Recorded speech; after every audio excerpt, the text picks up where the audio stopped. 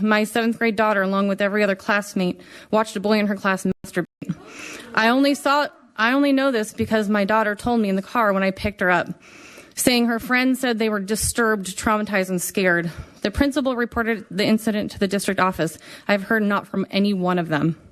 It does not take an expert to figure out what happens to a 13-year-old boy when he's staring at mostly naked girls wearing underwear to school and being exposed to concepts like oral and anal sex in 7th grade. They let children write the dress code. The Teen Talk Comprehensive Sex Ed is not age appropriate, and neither are supported by parents, and teachers have spoken out adamantly against this. Despite all of this, they approved them both 5-0. Just like everything else, they slipped in while we weren't watching. My daughter and that boy are victims of this board's approved content and curriculum, and I hold them each personally responsible for the social and emotional damage to these children. Why would it be such a problem to change the right to life after birth? What do you mean by that? Well, because if you're saying if right to life is before birth, then why can't we change it right to life after birth? It would cause all the problems of legalization of abortion and the arguments between them, and then also it plays into many factors. I'm not tracking. Yeah, so change the right to life till after birth? Yeah. That's our current laws right now. Then why would it be a right to life for an abortion? How could you make an argument against that if it's after birth? No one's contesting that. Yeah. Our perspective is that it's a human being all the way through the cycle of development. Is a human being all the way through the cycle, but you said right to life after birth. Like after birth. So why would it be murder before? You're a human being before and after birth. That's our contention. What? That doesn't make human being right after. Well, you're a human being regardless if you're born or not. If you are in utero at 2 months, you are still a human being. Okay. And then also I think that legalization of abortion would be highly beneficial because you can think about the cost of raising a child, bringing that child throughout, adoption, all of that like that. And then... Hold on, guys. And then, however, the cost of abortion would be a lot less. And then even in this crowd, there are people like before where they're saying hypocritical comments about keep it in your pants, do all that. Which you should, yeah. Yeah. Still, yeah, you should. You should. But you can't control, just like you said, it's nature. You can't control millions of people who have lived 50 years of life who are voting on these topics highly hypocritically. Yeah, I'm not tracking totally what you're saying, but you said abortion is beneficial. I mean, we've had abortion legalized in this country for 60 years. Has it brought down crime? Has it been beneficial? I mean, if you're comparing it to the cost of raising a kid and seeing people that are lives that... I mean, I gotta be blunt, man. What you're saying is it's okay to murder a human being just because you might save some money. That is the argument you're making. Well, I've also said that right to life after birth, people are okay to make their own choices. But you aren't I'm not tracking what you mean by right to life after birth. I have no idea what you're talking about. Well, why not? Because you're not... I'm just not understanding what you're saying. Well, I'm saying that abortion should be legalized and that it will cause these... Right, abortion is legal in almost every state in the country. Yeah, and because of these benefits... it should be legalized. You shouldn't try to illegalize it. Okay, I have a different position, obviously. So when do you think human life begins?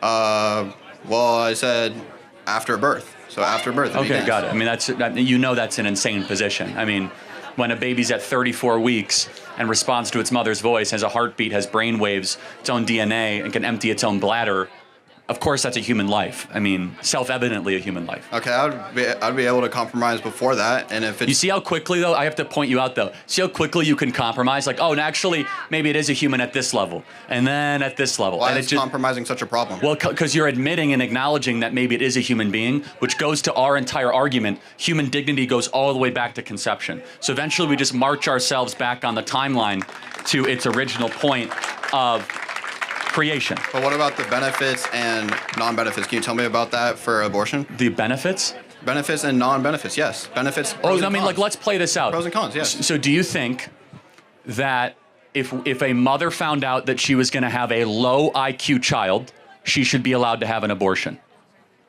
If she has the choice, yes. She has the choice. Do you think if a mom found out that she was having a girl but she wanted a boy, should she be able to have that abortion? There are plenty of people that should have that Yes choice. or no? Should that be legal? Should sex-selective abortions be legal? Yes or no? Yes or no? Okay, I guess I don't have an objective position on abortion, but you can't, like, if people can just lie to make up reasons anyways. Again, it's actually against the law to do it. How about this? If you find out you're having a Down syndrome kid, should you be able to have an abortion based on that information? I guess not, but that's not really against, like, the topic. But your answer just changed from yes for low IQ, but not okay for Down syndrome. That's weird. Why did it change? Okay, then I can just take it back, but, like, still, like, that's, like, not... Again, I'm going to get to the next question. It's respectful. You haven't thought very deeply about this. That's not the point of the topic. I was asking about the pros and cons, and then you asked me... There are no pros... Okay, what I'm getting at, though, there are no pros to mass murder, okay? Why are there no pros to abortion? Because it's mass murder. It's like, were there pros to the Holocaust? But the Holocaust and abortion is not even close to You're the right. same thing. Abortion's been much worse in this country. A lot more babies died than died in the Holocaust. You're right. Yeah, but there are also instances in life where... How are they different? No, like, let's walk through it. How are they categorically different? Are they both human beings? Do they both have futures? Were they both made in the image of God? Do they all have souls? How are they different? But how is the Holocaust and abortions different? No, yeah, tell me. Were they both human? Were all the people that died in the abortion and Holocaust human beings? Did they both have futures that were deprived? Were they both made in the image of God? And did they both have souls? How are they different? I guess if you put it like that, but that's just highly subjective. No, it's not. It's objective. Common sense, unfortunately, is not in every human being. Isaiah 5:20, woe unto them who call evil good and good evil, who put darkness for light and light for darkness, who put bitter for sweet and sweet for bitter. Ladies and gentlemen, this insanity has to stop. It has to stop. How did we reach a point where our colleges and institutions have become so hijacked by these woke agendas? These woke agendas. How did we get here? What happened? All now that comes out is pretty much only a one-sided narrative.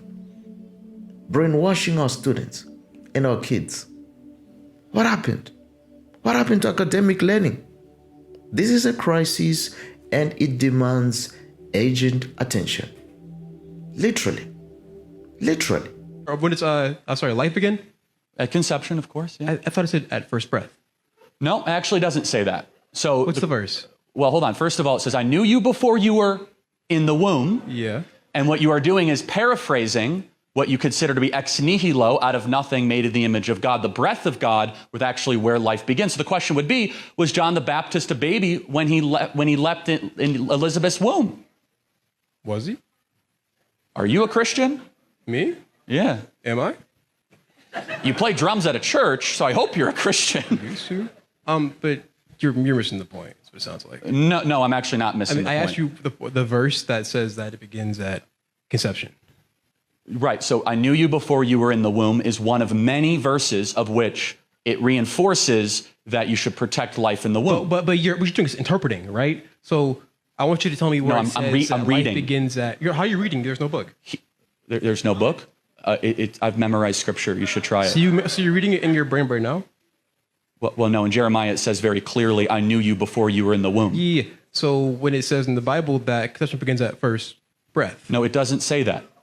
It doesn't. Then what does it say? You're misquoting it very clearly. Psalm 139, 13 through 16. For you formed my inward parts, it says. You wove me in my mother's womb, it says. Mm-hmm. I will give thanks to you, for I'm fearfully and wonderfully made. Wonderful are your works, and my soul knows it very well. Fearfully, wonderfully made, and my inward works. That sounds like a baby in the womb, doesn't it? Yeah, well, a fetus in the womb. A fetus in the womb? Yeah. What species is that fetus? A fetus? Species. What species is that fetus? Human. So it would be a human life? Well, it would be eventually. Oh, but when does it become a human life then? When it's born, when it breathes. Oh, really? So that a 26-week-old preemie baby that is saved because of a cesarean section isn't a baby until it comes out of the womb? I mean, if it's born, it's born. So you believe that we should be able to terminate a pregnancy up until the moment of birth? Did I say that? I'm asking. No. Okay, so then what restriction on abortion would you give? Well, if the woman who was giving birth is going to die, Which never happens. Which never happens. That's right. So that's right. It is a mythology that women will die if they have a baby. That's right. You could talk to entire communities of OBs. You know why? Because if cesarean option is entertained, then you could save both the mother and the baby. Instead, the abortion industry lies to the mother, and they say that you must terminate the baby to save the mother's life. So you could talk to hundreds of Christian OBs and non-Christian OBs, and they will tell you that is a mythology of the abortion industry. You know what? That's funny. No, it's actually not funny. No. I'm saying the way you represent facts, like willingly and knowingly. I'm sorry. The way you knowingly represent facts. You say, oh, okay, abortion. Oh, it's terrible because you can't possibly save the baby and you can't possibly save the mother at the same time. No, it happens. The 10-year-old in Ohio, right? Yes, a cesarean section could have saved the baby's life and the mother's life. Do you know what a cesarean section is? Do you? Yes, my wife had one. Oh, okay. That's good for you. I'm saying when the baby, right? So do you know what a cesarean section is or no? I honestly don't know. Yeah, so I would, here's a little word to the wise. Let's quit while you're ahead. A cesarean section is a medical intervention that saves tens of thousands of lives every single year of a small slit done at the top of a woman's pelvis.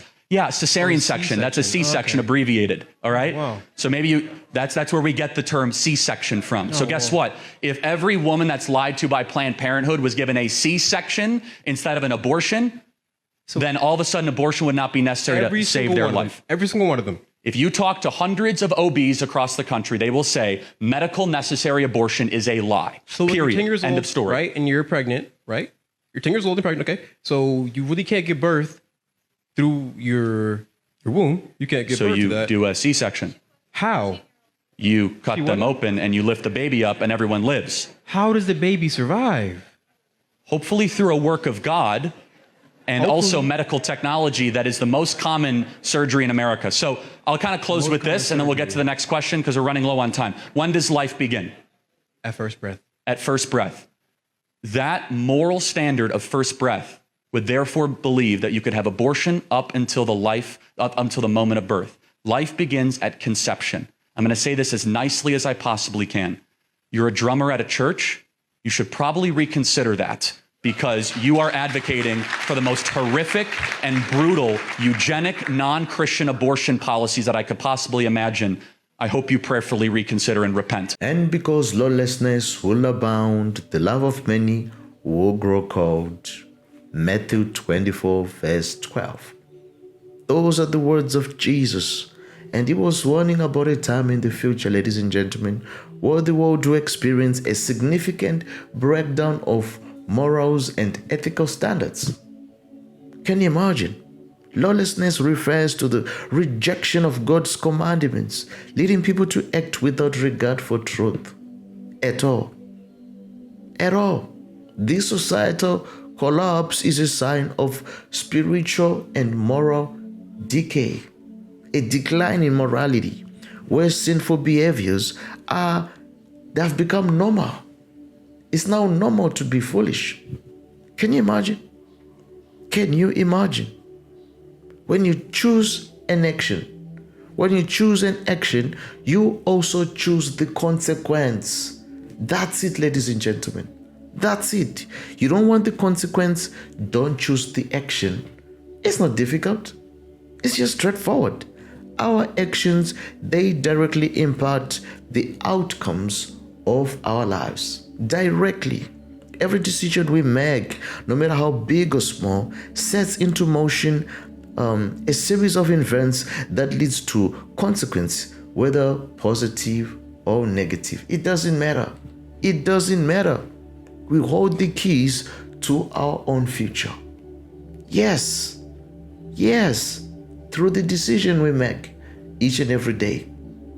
Absolutely. Every action has a corresponding consequence. It does.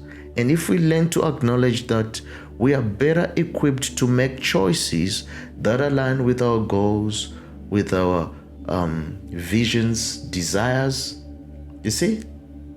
So that nobody will say they were robbed or they were cheated in life. No. And the power of this insight, it lies actually in its simplicity. Literally. It's so simple yet powerful. Simple but powerful. Actions leads to consequence, whether positive or negative. It doesn't matter. Those two, they are inseparable. You can separate them. No, you can't. So through our decisions, through the decision that we make, we create the life or the lifestyle we want to live. You see? And ladies and gentlemen, this is not about just one child. No, it's part of a much larger issue. You see, our educational institutions are shaping the next generation. Yes, and those institutions, if they are broken and misguided, the results, it will show in our culture. The result will show in our culture. It will. And something has to be done. Something must be done. We need to take a hard look at what is being taught. What is being taught? Who is doing the teaching? Who is doing the teaching? And whether are they equipped to properly guide young minds into pursuing truth and purpose in all our schools and academic institutions. These are things we need to look at. It's very important. It is. Reform is urgently needed. That's what I'm saying. Reforms are urgently needed. Yes, for the sake of our children and the future of our society. Absolutely. Absolutely. Yes, ladies and gentlemen. And like I always say, it's my greatest and deepest desire and hope that these students will embark on a journey of discovery of the truth and the power that lies within, that is able to change their lives and make them better individuals. Absolutely. I long to see them break free from all these falsehoods that may be holding them back, you see, into embracing the true reality that brings meaning, purpose, and fulfillment. I long for that, so that they will understand the truth and experience radical change. You see, one that will reshape their entire future for the better. Amen. Well, if you enjoyed this video, again, be sure to watch the next one. Don't forget to like, to share, and subscribe. See you next time. Bye bye for now.